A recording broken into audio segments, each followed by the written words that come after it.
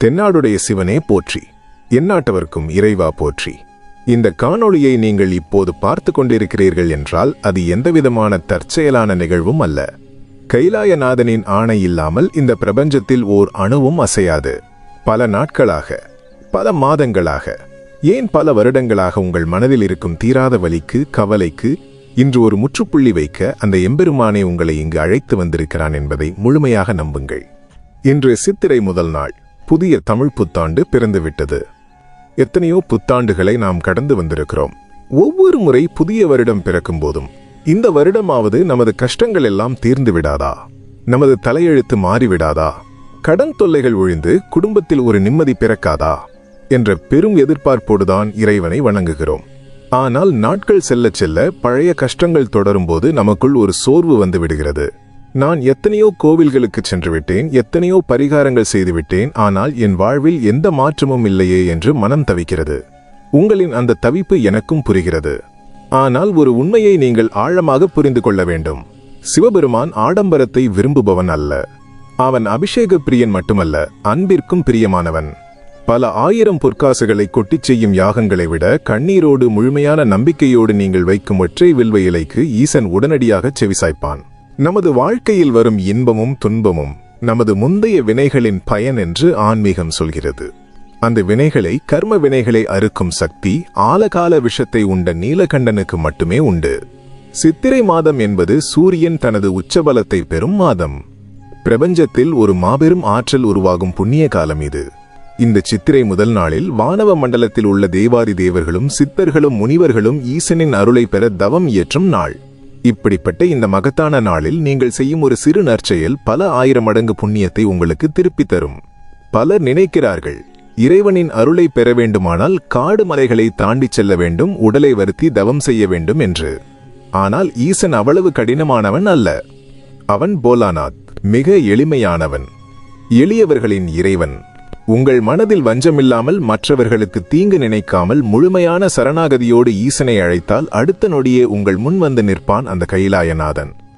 நீங்கள் இதுவரை எத்தனையோ முயற்சிகள் செய்திருக்கலாம், கோவில்களுக்கு சென்றிருக்கலாம், பரிகாரங்கள் செய்திருக்கலாம். ஆனால் இன்னும் ஒரு மாற்றமும் வரவில்லை அல்லவா? இன்று இந்த சித்திரை முதல் நாளில் உங்கள் வாழ்க்கையையே அடியோடு மாற்றக்கூடிய அந்த ஒரு சூக்ஷ்ம ரகசியத்தை, அந்த பரிகாரத்தை நான் உங்களுக்கு சொல்லப் போகிறேன். இது பல லட்சம் செலவு செய்து செய்யும் பரிகாரம் அல்ல. இதற்காக நீங்கள் எந்த பெரிய பொருட்களையும் தேடி அலைய வேண்டியதில்லை. உங்கள் வீட்டில் இருந்தபடியே, உங்கள் பூஜை அறையில் அமர்ந்தபடியே மிக மிக எளிமையாக செய்யக்கூடிய ஒரு ஆழமான ஆன்மீக ரகசியம் இது. நீங்கள் இன்று செய்யப்போகும் அந்த ஒரு விஷயம் இதுவரை உங்களை பிடித்து ஆட்டிக் கொண்டிருந்த அத்தனை தடைகளையும் சுக்குநூறாக உடைக்கப் போகிறது. உங்கள் குடும்பத்தில் இருந்த குழப்பங்கள் நீங்கி செல்வமும் நிம்மதியும் பெருக்கெடுத்து ஓடப்போகிறது. உங்களை அவமதித்தவர்கள், உங்களை ஏளனமாக பார்த்தவர்கள் வியந்து பார்க்கும் அளவிற்கு ஈசன் உங்களை மிக உயர்ந்த இடத்தில் அமர வைக்கப் போகிறான். அதற்காக நீங்கள் செய்ய வேண்டியது உங்களின் முழுமையான நம்பிக்கையை ஈசனின் பாதங்களில் வைப்பது மட்டுமே. அந்த மாபெரும் இரகசிய செயல் என்ன? அதை எப்படி சரியாக செய்ய வேண்டும்? எந்த நேரத்தில் செய்ய வேண்டும்? அதை பற்றி மிக தெளிவாக, எந்தவிதமான சந்தேகமும் இல்லாமல் உங்களுக்கு நான் விளக்குகிறேன். ஈசனின் அருளை பெற உங்கள் மனதை முழுமையாக தயார்படுத்திக் கொள்ளுங்கள். இந்த சித்திரை முதல் நாளில் பிரபஞ்சத்தின் அத்தனை நல் ஆற்றல்களும் ஒருங்கே குவியும் இந்த அற்புத தருணத்தில் நீங்கள் செய்ய வேண்டிய அந்த ஒற்றை செயல் என்னவென்று இப்போது கூறுகிறேன். இந்த வழிபாட்டை அதிகாலை பிரம்ம முகூர்த்தமான 4:30 மணி முதல் 6 மணிக்குள் செய்வது மிகச் சிறப்பு. ஒருவேளை அந்த நேரத்தில் செய்ய முடியாதவர்கள் காலை 10 மணிக்குள்ளோ அல்லது மாலை வேளையிலோ செய்து கொள்ளலாம். முதலில் வீட்டின் மையப்பகுதியில் அல்லது உங்களின் பூஜை அறையில் கிழக்கு திசையோ அல்லது வடக்கு திசையோ பார்த்து அமைதியாக அமர்ந்து கொள்ளுங்கள். உங்கள் முன்னால் ஒரு சிறிய மரப்பலகை அல்லது சுத்தமான துணியை விரித்து அதன் மீது ஒரு செம்பு பாத்திரத்தில் தூய்மையான நீரை நிரப்பி வையுங்கள். அந்த நீரில் சிறிதளவு மாசற்ற திருநீற்றையும் ஒரே ஒரு வில்வ இலையையும் அல்லது ஏதேனும் ஒரு வாசனை மலரையும் போட்டு வையுங்கள்.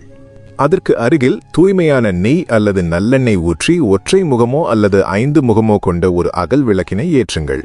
அந்த தீபத்தின் சுடர் எரிய தொடங்கும் போது உங்கள் மனதில் உள்ள அத்தனை கவலைகளையும், கடந்த காலத்தின் கசப்பான வழிகளையும் அந்த நெருப்பின் ஒளியில் முழுமையாக பொசுக்குவதாக மனதிற்குள் ஆழமாக நினைத்துக் கொள்ளுங்கள். இப்போது கண்களை மெதுவாக மூடி மிக ஆழமாக மூச்சை உள்ளிழுத்து மெதுவாக வெளியிடுங்கள். உங்களைச் சுற்றி எந்தவிதமான உலகியல் சத்தமும் கவனச்சிதறலும் இல்லாதவாறு பார்த்து கொள்ளுங்கள். உங்கள் முழு மனமும் முழு எண்ணமும் அந்த தீபத்தின் சுடரிலும் செம்பு பாத்திரத்தில் உள்ள அந்த புனித நீரிலும் மட்டுமே நிலைத்திருக்க வேண்டும். நீங்கள் இப்போது செய்யப்போகும் அந்த இரகசிய செயல் ஆன்மீகத்தின் மிக உயர்ந்த நிலையான பாரத்தை இறக்கி வைக்கும் முழுமையான சரணாகதி. நாம் ஒவ்வொருவரும் நமது தோள்களில் கண்ணுக்கு தெரியாத எவ்வளவு பெரிய சுமைகளை சுமந்து கொண்டிருக்கிறோம் என்பதை சற்று அமைதியாக சிந்தித்து பாருங்கள். தீராத பணக்கஷ்டம், கழுத்தை நெரிக்கும் கடன் தொல்லை, நம்பியவர்களே செய்த துரோகம், குடும்பத்தில் உள்ள உறவுகளுக்குள் அனுதினமும் நடக்கும் சண்டை சச்சரவுகள், எவ்வளவு திறமை இருந்தும் வேலையில்லாத ஒரு திண்டாட்டம், இரவு பகலாக வியர்வை சிந்தி உழைத்தாலும் கிடைக்காத அங்கீகாரம் என அடுக்கடுக்கான துன்பங்களை சுமந்து சுமந்து உங்களின் மனமும் உடலும் முற்றிலும் சோர்ந்து போய்விட்டது. நான் யாருக்கும் எந்த கெடுதலும் செய்யவில்லையே, நான் மட்டும் ஏன் இவ்வளவு கஷ்டப்பட வேண்டும் என்ற நியாயமான கேள்வி உங்களை ஒவ்வொரு இரவிலும் வாட்டி வதைக்கிறது அல்லவா? அந்த கேள்விக்கான உறுதியான விடையை, உங்களின் அந்த பெரும் சுமைக்கான முற்றுப்புள்ளியை இன்று அந்த எம்பெருமானின் பொற்பாதங்களில் நாம் வைக்கப் போகிறோம். பார்க்கடலை கடைந்தபோது வெளிவந்த உலகையே அழிக்கக்கூடிய ஆலகால விஷத்தை அனைத்து ஜீவராசிகளையும் காப்பதற்காக ஒரு நொடியில் அள்ளி பருகியவன் அந்த மாபெரும் நீலகண்டன். அகிலாண்ட கோடி பிரம்மாண்ட நாயகனான அவனுக்கு, அண்ட சராசரங்களையும் ஆட்டுவிக்கும் அவனுக்கு உங்களின் இந்த சிறிய துன்பம் ஒரு பொருட்டா என்ன? உங்கள் கவலைகள் என்ற அந்த விஷத்தை அவன் தன் கழுத்தில் இன்றும் நிறுத்திக் கொண்டு உங்களுக்கு அமிர்தம் போன்ற ஒரு புதிய பிரகாசமான வாழ்க்கையை இந்த சித்திரை முதல் நாள் முதல் தரப்போகிறான். உங்கள் வலது உள்ளங்கையில் அந்த செம்பு பாத்திரத்தில் உள்ள தீர்த்தத்திலிருந்து சிறிதளவு நீரை மட்டும் எடுத்துக்கொள்ளுங்கள். கண்களை மூடியபடியே உங்களை ஈன்ற தாய் தந்தையரையும் உங்கள் குலதெய்வத்தையும் முதலில் மனதார வேண்டிக் கொள்ளுங்கள். பின்னர் உங்களின் மனக்கண்ணில் பனி படர்ந்த கைலாயத்தில் வீற்றிருக்கும் பார்வதி சமேத பரமேஸ்வரனை நேரில் கொண்டு வாருங்கள். ஈசனின் அந்த புன்னகை பூத்த கனிவான முகத்தையும் அவனது நெற்றியில் ஒளிரும் திருநீற்று பட்டையையும் அன்பாக கைகளை ஏந்தியிருக்கும் அந்த தோற்றத்தையும் முழுமையாக தரிசனம் செய்யுங்கள். இப்போது உங்கள் உள்ளங்கையில் இருக்கும் அந்த சிறிது நீரை பார்த்தவாறு உங்கள் மனதில் உள்ள அத்தனை குறைகளையும் ஒரு குழந்தையைப் போல அவனிடம் கொட்டித்தீருங்கள். இதுநாள் வரை நீங்கள் பட்ட அத்தனை அவமானங்களையும், நீங்கள் சிந்திய ஒவ்வொரு சொட்டு கண்ணீரையும் அந்த நீரிடம் கூறுங்கள். ஈசனே பரம்பொருளே, இதுநாள் வரை இந்த உடலும் என் மனமும் பட்ட பாடுகள் போதும். இனி என் வாழ்க்கையின் ஆணிவேர் உன் கைகளில் மட்டுமே. என் துன்பங்கள், என் கடன்கள், என் கவலைகள் அனைத்தையும் இன்று இந்த சித்திரை முதல் நாளில் உன்னுடைய பொற்பாதங்களில் எந்தவித நிபந்தனையுமின்றி சமர்ப்பிக்கிறேன். இனி என் வாழ்வில் நடப்பவை அனைத்தும் உன் விருப்பப்படியே நடக்கட்டும். நீ கொடுப்பது துன்பமானாலும் சரி, இன்பமானாலும் சரி, அதை உன் பிரசாதமாக நான் ஏற்றுக்கொள்கிறேன் என்று முழு மனதோடு ஒரு சிறு துளி அளவு கூட சந்தேகமோ தயக்கமோ இன்றி மிக ஆழமாகச் சொல்லுங்கள். அப்படி சொல்லி முடித்து அந்த பாரத்தை அவன் காலடியில் இறக்கி வைத்த அடுத்த நொடியே உங்கள் கற்பனைக்கு எட்டாத ஒரு பெரிய நிம்மதி தோன்றுவதை உங்களால் நிச்சயமாக உணர முடியும். ஒரு மிகப்பெரிய பாறை உங்கள் நெஞ்சிலிருந்து அகன்றது போன்ற ஒரு இலகுவான உணர்வு உங்கள் உடல் முழுவதும் பரவும். அந்த அமைதியான நிலையில் உங்கள் கையில் உள்ள நீரை அந்த அகல் விளக்கின் முன்பாகவோ அல்லது உங்கள் வீட்டில் இருக்கும் சிவலிங்கத்தின் முன்பாகவோ தரையில் மெதுவாக விட்டுவிடுங்கள். இப்படி நீங்கள் உங்களின் ஒட்டுமொத்த பாரத்தையும் அந்த ஈசனிடம் ஒப்படைத்த பிறகு, இந்த தமிழ் புத்தாண்டில் பிரபஞ்சத்தில் நிரம்பியிருக்கும் அந்த புதிய நல்லதிர்வுகளை உங்களுக்குள் ஈர்ப்பதற்காகவும், ஈசனின் நேரடி பார்வையை உங்கள் மீது திருப்புவதற்காகவும் மிகச் சக்தி வாய்ந்த பல சித்தர்கள் ரகசியமாக பாதுகாத்து வந்த ஒரு பழமையான மந்திரத்தை நீங்கள் உச்சரிக்க வேண்டும். அந்த மந்திரம் வெறும் சாதாரணமான வார்த்தைகளின் தொகுப்பு அல்ல. அது ஈசனின் உடுக்கையிலிருந்து வெளிவந்த நாத தத்துவத்தின் அக்னி பிழம்பு. அந்த சக்தி வாய்ந்த மந்திரத்தை எப்படி உச்சரிக்க வேண்டும், எத்தனை முறை உச்சரிக்க வேண்டும் தெரியுமா? அந்த மாபெரும் மந்திரம் பல ஆயிரம் ஆண்டுகளாக தவமிருந்த சித்தர்களும் ஞானிகளும் மட்டுமே ரகசியமாக பாதுகாத்து வந்த அந்த சூக்ஷ்ம மந்திரம் சிவாய நம என்பதுதான். ஆம், நாம் வழக்கமாக நம சிவாய என்றுதான் கூறுவோம்.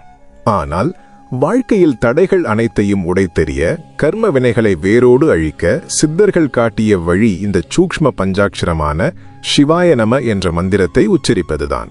இதில் சி என்பது சிவபெருமானையும், வா என்பது அவனது எல்லையில்லா அருளையும் குறிக்கும். சிவனையும் அவனது அருளையும் முன்னிறுத்தி இந்த மந்திரத்தை உச்சரிக்கும் போது எப்பேற்பட்ட துன்பமானாலும் அது சூரியனை கண்ட பனி போல உடனடியாக விலகி ஓடும். இந்த கட்டத்தில் நீங்கள் மிகவும் கவனமாக இருக்க வேண்டும். இந்த மந்திரத்தை வெறும் உதடுகளால் உச்சரிக்கக்கூடாது. உங்களின் மூச்சு காற்றோடு ஒன்றிக் கலந்து உச்சரிக்க வேண்டும். கண்களை மூடியபடியே மெதுவாக மூச்சை ஆழமாக உள்ளிழுக்கும் போது மனதிற்குள் சிவாய என்றும், அந்த மூச்சை மிக மெதுவாக வெளியே விடும்போது நம என்றும் சொல்ல வேண்டும். இப்படி ஒவ்வொரு மூச்சிலும் ஈசனை உணர்ந்து முழுமையான ஈடுபாட்டோடு 108 முறை நீங்கள் உச்சரிக்க வேண்டும். நீங்கள் இப்படி உச்சரிக்கத் தொடங்கும் முதல் சில நிமிடங்களில் உங்கள் மனம் அங்கும் இங்கும் அலையலாம். பல சிந்தனைகள் உங்களை தொந்தரவு செய்யலாம். அதற்காக கவலைப்பட வேண்டாம். ஈசனின் திருவடிகளை மட்டுமே மீண்டும் மீண்டும் மனக்கண்ணில் நிறுத்தி மூச்சோடு மந்திரத்தை இணையுங்கள். 30-40 முறை உச்சரிக்கும் போதே உங்கள் உடலிலும் மனதிலும் ஒரு பெரிய அமைதி உருவாவதை, உங்கள் நாடி நரம்புகள் அனைத்தும் ஒரு இனம் புரியாத நேர்மறை அதிர்வலையால் நிரம்புவதை உங்களால் மிக தெளிவாக உணர முடியும். 108 முறை இந்த சூட்சும மந்திரத்தை உச்சரித்து முடித்தவுடன் தரையை தொட்டு வணங்கி, எல்லாம் உன் செயல் சிவனே போற்றி என்று 3 முறை முழு ஆத்மார்த்தமாக சொல்லுங்கள்.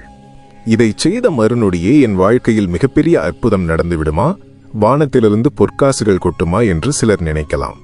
ஈசன் மலிவான வித்தைகளை காட்டுபவன் அல்ல.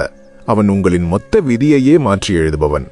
இந்த சித்திரை முதல் நாளில் நீங்கள் அவனிடம் வைத்த இந்த முழுமையான சரணாகதி உங்கள் வாழ்க்கை பாதையை முற்றுமுழுதாக மாற்றப் போகிறது. இதுவரை உங்கள் முன்னே அடைக்கப்பட்டிருந்த வாய்ப்புகளின் கதவுகள் நீங்கள் சற்றும் எதிர்பாராத மனிதர்கள் மூலமாக எதிர்பாராத திசைகளிலிருந்து தானாக திறக்கும். உங்களுக்கு எதிராக சதி செய்தவர்களின் எண்ணங்களை ஈசன் திசை திருப்புவான். நீங்கள் எடுக்கும் ஒவ்வொரு புதிய முயற்சியிலும் அவனது கரம் உங்களை தாங்கி பிடித்து வழிநடத்துவதை ஒவ்வொரு நாளும் நீங்கள் அனுபவபூர்வமாக உணர்வீர்கள். இத்தனை நாள் நீங்கள் பட்ட கஷ்டங்கள், சிந்திய கண்ணீர் அனைத்திற்கும் விடையாக மிகப்பெரிய வெற்றியையும் ஆழமான மன நிம்மதியையும் இந்த வருடம் அந்த கைலாயநாதன் உங்களுக்கு பரிசாக கொடுக்கப் போகிறான். அதற்கான முதல் படிதான் இன்று நீங்கள் செய்த இந்த சரணாகதி தவம். எத்தனையோ கோடி பேர் வாழும் இந்த உலகத்தில் இந்த மாபெரும் உண்மையை அறிந்து கொள்ளும் பாக்கியத்தை ஈசன் என்று உங்களுக்கு வழங்கியிருக்கிறான். இதை வெறும் காணொளியாக கடந்து செல்லாமல் இன்றே இந்த சித்திரை முதல் நாளிலேயே முழு நம்பிக்கையோடு தொடங்குங்கள். உங்கள் வலிகளும் கவலைகளும் பறந்து போவது நிச்சயம். உங்களின் இந்த ஆன்மீக பயணம் வெற்றி பெற அந்த எம்பெருமானின் அருள் பரிபூரணமாக கிடைக்க மனதார பிரார்த்திக்கிறேன். உங்கள் வாழ்வில் நடக்கும் அற்புத மாற்றங்களை மீண்டும் வந்து இதே காணொளியின் கீழே பதிவு செய்யுங்கள். அது பல ஆயிரம் பேருக்கு நம்பிக்கையாக மாறும். உங்கள் பாரத்தை ஈசனிடம் இறக்கி வைத்துவிட்டு அந்த சூட்சும மந்திரத்தை உச்சரித்த பின்பு என் வேண்டுதலை அந்த சிவபெருமான் ஏற்றுக்கொண்டாரா, என் குரல் கைலாயத்தை எட்டியதா என்ற ஒரு சின்னஞ்சிறு சந்தேகம் உங்கள் மனதின் ஓரத்தில் எழலாம். மனித மனம் எதற்கும் ஆதாரத்தை தேடும் இயல்புடையது அல்லவா? ஈசன் எப்போதுமே தன்னிடம் முழுமையாக சரணடைந்தவர்களை கைவிடுவதில்லை. நீங்கள் ஈசனிடம் உங்கள் கவலைகளை ஒப்படைத்த அந்த நொடியிலேயே உங்களுக்கான மாற்றங்களை அவன் தொடங்கிவிடுகிறான். ஆனால் அந்த மாற்றங்களை, ஈசனின் அந்த பதில்களை நீங்கள் எப்படி உணர்ந்து கொள்வது? அவன் உங்கள் வேண்டுதலை ஏற்றுக்கொண்டான் என்பதை உணர்த்தும் அந்த 3 மிக முக்கியமான சூட்சுமமான அறிகுறிகளை இப்போது கூறுகிறேன். மிக கவனமாக கேளுங்கள். முதல் அறிகுறி, நீங்கள் இந்த வழிபாட்டையும் மந்திர உச்சாடனத்தையும் செய்து முடித்து எழும்போதே பல வருடங்களாக உங்கள் நெஞ்சை அழுத்திக் கொண்டிருந்த ஒரு பெரும் பாறை அகன்றது போன்ற உணர்வு ஏற்படும். இன்று இரவு நீங்கள் உறங்கச் செல்லும் போது பல மாதங்களாக, ஏன் பல வருடங்களாக நீங்கள் அனுபவிக்காத ஒரு மிக ஆழமான தொந்தரவுகள் இல்லாத நிம்மதியான உறக்கம் உங்களை தழுவும். காலையில் கண் விழிக்கும் போது காரணமே இல்லாத ஒரு சின்ன புன்னகை உங்கள் முகத்தில் பூத்திருக்கும்.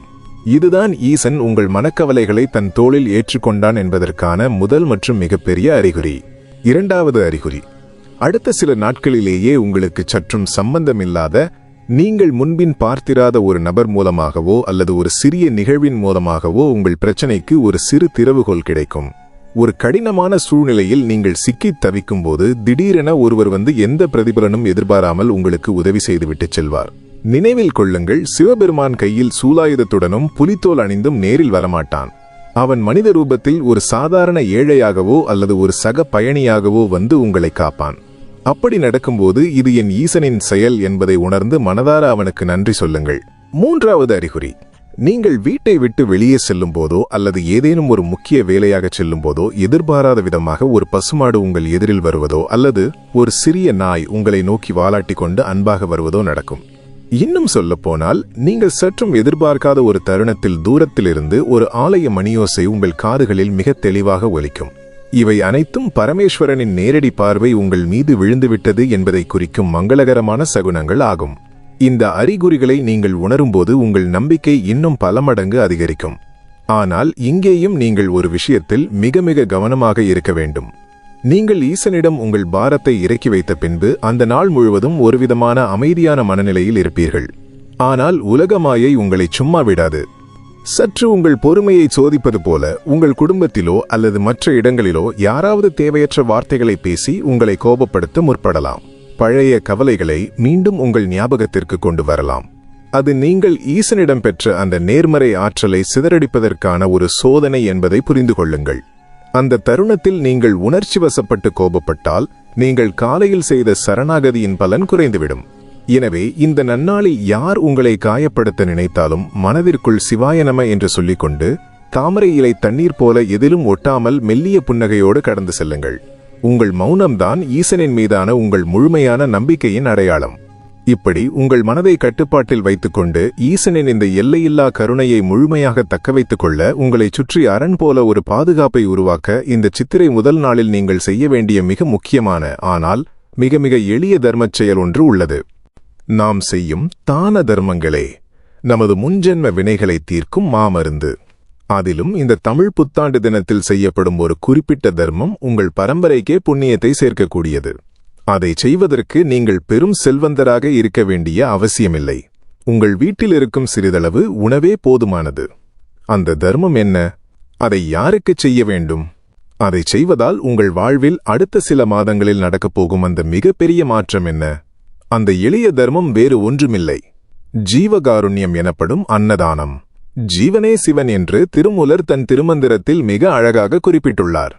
உயிருள்ள ஒவ்வொரு ஜீவராசிக்குள்ளும் அந்த பரமேஸ்வரன் வீற்றிருக்கிறான். பசியோடு இருக்கும் ஒருவருக்கு நீங்கள் ஒரு பிடி உணவு அளிக்கும்போது அந்த உணவு நேராக கைலாயத்தில் இருக்கும் ஈசனின் திருவாய்க்கே செல்கிறது என்பதை நீங்கள் முழுமையாக உணர வேண்டும்.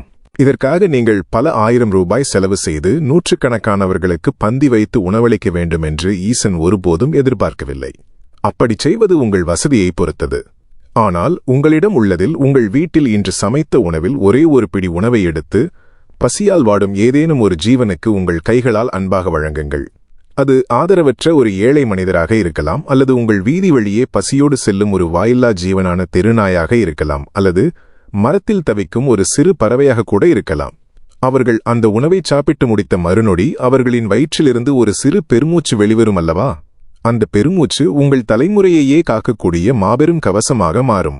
என் பசியை தீர்த்த இவனை நீ எந்த குறையுமில்லாமல் பார்த்துக்கொள் ஈசனே என்று அந்த ஜீவனின் ஆன்மா சொல்லாமல் சொல்லும். அந்த ஒரு ஆசீர்வாதம் உங்களுடைய அத்தனை முன்ஜென்ம பாவங்களையும் கர்ம வினைகளையும் நெருப்பிலிட்ட தூசியைப் போல பொசுக்கிவிடும்.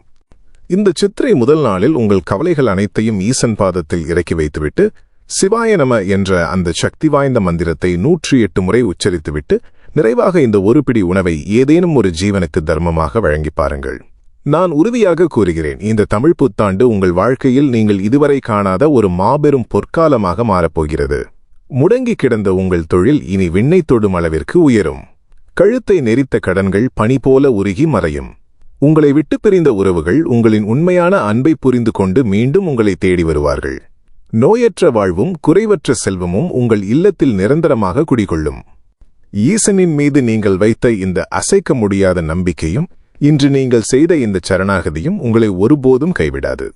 இருண்ட உங்கள் வாழ்க்கை பாதையில் இனி அந்த ஈசனே ஒரு பேரொளியாக முன்னே சென்று உங்களை வழிநடத்துவான். கவலைகளை மறந்து ஒரு புதிய உற்சாகத்தோடு இந்த சித்திரை முதல் நாளை தொடங்குங்கள். ஈசனின் பரிபூரண அருள் உங்களுக்கு இன்றே இப்போதே கிடைத்துவிட்டது. தென்னாடுடைய சிவனே போற்றி, என் நாட்டவர்க்கும் இறைவா போற்றி. என் அன்பான சிவச்சொந்தங்களே, இந்த காணொளி உங்கள் மனதில் ஒரு சிறிய நம்பிக்கையாவது விதைத்திருக்கும் என்று நான் முழுமையாக நம்புகிறேன். இது வெறும் காணொளி அல்ல, ஈசன் தன் அடியார்களுக்கு கொடுத்த ஒரு மாபெரும் வழிகாட்டுதல்.